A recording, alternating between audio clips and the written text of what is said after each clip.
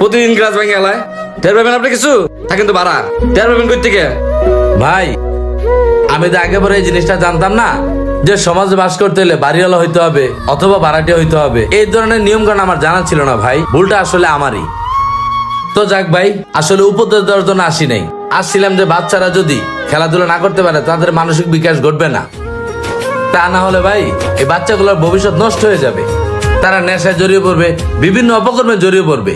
তাই আমাদের উচিত সকালে মিলে, যেহেতু আমাদের মাঠ নাই, তাদেরকে একটু খেলাধুলার পরিবেশ তৈরি করে দেওয়া। তাই এই চিন্তা থেকে বলছিলাম আর কি। যাক, কিছু মনে করো না ভাই, আমার ভুল হয়েছে, আমাকে ক্ষমা করে দিবেন। ঠিক আছে, তোমরা খেলো, কারো শরীরে লাগায়ও না, বাড়িতে লাগায়ও না, কারো যেন কোনো ক্ষতি না হয়, কথাটা মাথায় রাখো, বুঝছো? এই নাও। কথাটা ঠিকই বলছেন, আমাদেরও তো ছেলে সন্তান আছে, ওরাও যদি খেলাধুলার সুযোগ না পায় ওরাও হয়তো বা নেশার দিকে ঝুঁকবে। আচ্ছা ভাইরা, তোমরা একটু দেখে শুনে খেলো, কারো শরীরে যেন না লাগে। হ্যাঁ, এবার খুশি তো? যাও।